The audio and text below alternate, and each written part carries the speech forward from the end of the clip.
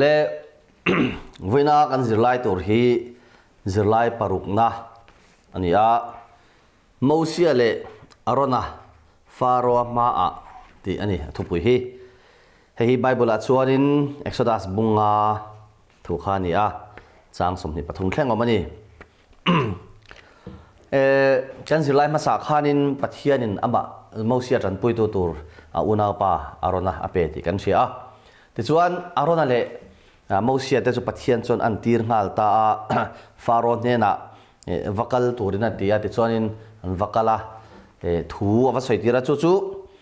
lalpa Israel ho te pathianin hati hianati kami te hi thalera kanena ku turin ron kal tiro ti in ti hi an vasilani Pharaoh kha an va muta mase Pharaoh chon lo ngai poimo lem lo a tunge mole chu lalpa in ti chu le lo ti he ho a nge thu ka zom na chan tur chu eng vai nge Israel ho te chu khan chuatir na chan tur chau ni le lalpa chu ka selo ve lo ti bul da umuk ani chuan chuatir kha lo tum lo khop maya ta chuanin Moses le Aaron te khan Hebrai te pathian lalpa chu Hebrai te pathian ania chu chuan min ron kana thalera ni thum thaler ni thum kala lalpa kan pathian hne na kan vai in thoi theina turin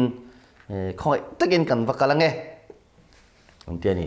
kan vakal lo chuanin si emo khandai emo lalpa chona ron len tir mayang ti in an han warning a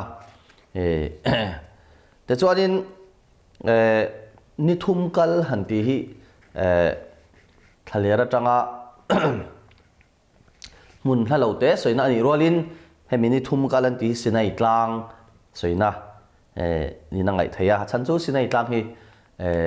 hemi anomna gosen huna tang hianin ni thum vel kal ani chuanin zona khan kha kha lo chin chia tai la engtia hla nge thoi kut vanei toran dik te chuan ni thum kal ahla ti khani te chuanin pathianin ain thoi lo chuan nge ron thleng tur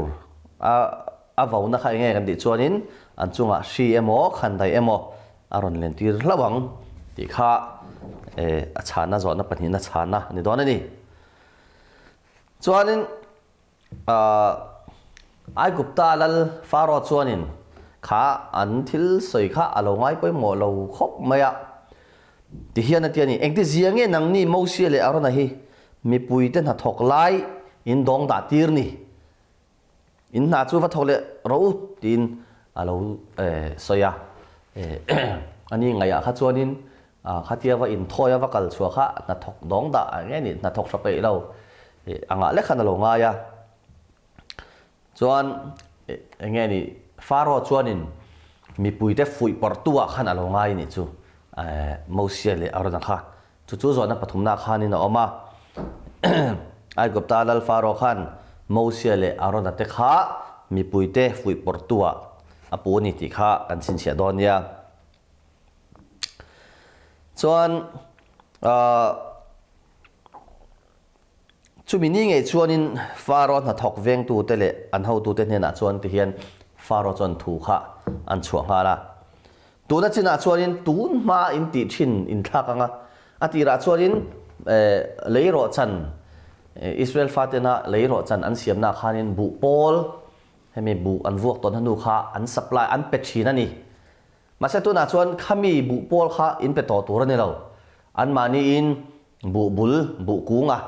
leya la thawa kha an wazonga nga chu chu an mang tur ani chuti rolin an na tho hi an thil siam chua za ta hi angai reng tur ani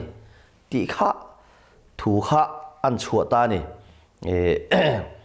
an siam chua tur an phut zat kha tlem box si lo atlem pha chuang si lo chuti rolin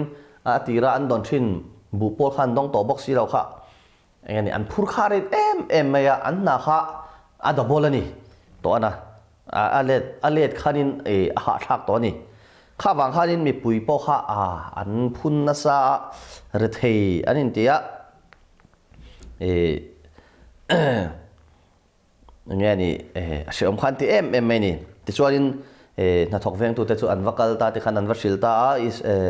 faron chu tiang chon ti bu pol kan pe to don lo cheu nang manin bu pol in mu theng ang vathiar khom ro u chu ti rolin in na tho hi chu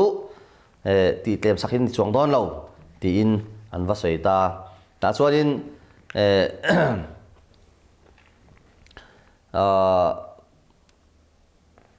an thin kha mi pui te po kha nghe ni an thin kha arim pha ani mausia le aron chunga khan chuan zona polina khanin leiro chan siam nan bu pol aya enge an man engen zon kan ti chuanin bu bul ki kha kan lo chin sia don ya kha bu bul kha an va phoi choka chu tuya te a han chan soma te chuanin an chil zoi phota atira ol samte bu pol an man ang khan mang thei to lo ha thak em to ni te chuanin chang som panga le som broka chuan thian kan huwa Israel tha ta an thin kha ri mani mausia le arana chunga khan soi tong khan an na kha alet khanin ha thak ka bang khan ta chuanin an va chhuat chhal ta ni ichhial hote hian enga tinge heti tak ami ichhial hote hian enga tinge heti tak amin ti le ichhial hote hi bu pol reng min petalawa anni chuan leiro chan siam ro min ti mai si a tin ngai te ichhial hote hi min vu a ni ma sela nangma mi te ngei thiam lo ani jok ti in an mang an thu kha faron hena khan an va complain photani chuanin ase faro po chuanin engtin ma han lo chang lem lawa in that chiat wang ani kha lo ti mai a chang som pasen na khan lalpa ne nak an vein tho yang in di vel ani kha in that chiat wang ani kha alo ti sam eta ta chuanin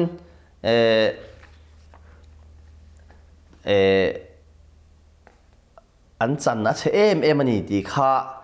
chang som pakwana khan an in cheta faro ne na pok an kala kan vasoya ma se ani faro me pon in that chiat wang mai mai ni min lo ti sia kan chana wa chaw em ti in an lunga em ani te chuanin ta chuanin cheng kan soi thel deuh hlaka chumi nuwa chuanin mausia le arona kha an wa mu chi ata ni faro khan wa mu phota an na ti tlem sak turan wa ti khanin anin lo rem ti si lo khan faro ngani mausia le arona ta chu an wa mu ta a ta chuanin an thin kharim ain sum thei to bi lo ni lalpan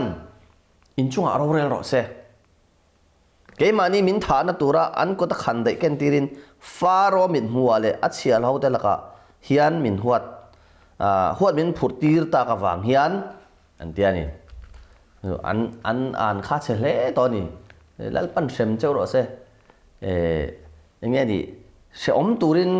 min siamani an vatia an va in sum thei talo ni mausia le arona chu pathian in sem ngei se ti in an sian va lo an va an khumani chu ma se ta chuan mausia chu abei dong mai lova chang som ni pani na khan mausia chuan lalpa lama hoya ti kan hmuni mausia tan po khan anin ta ka chuan a om via wang faro ne na thilava soi wang khanin Israel fa te zong zong han ra thei zual pha sia chuwa chuan atan pon a om viong ti kha a hriat theia chumi chapa chuta chapa an ron la an khum box sia ma se ta chuan mausia chuan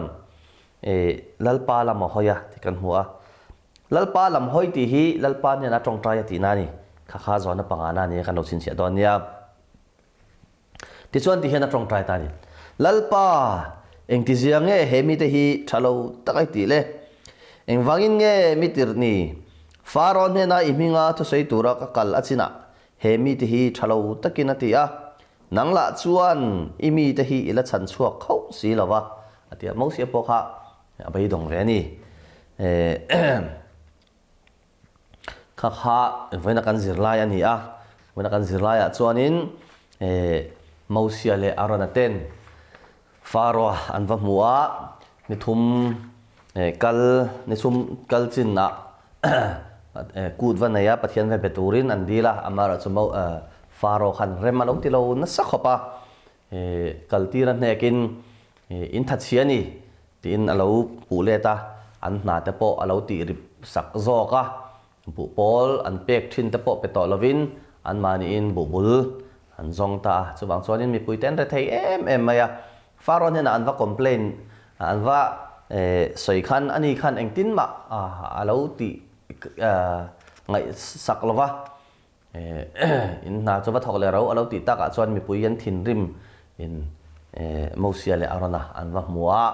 ta chuan an chian va lo a ma se Mosia chuan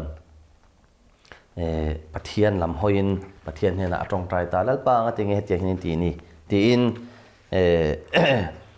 pathian a awani ti kha ngana kan zilai ni chuan zona pakhat na hian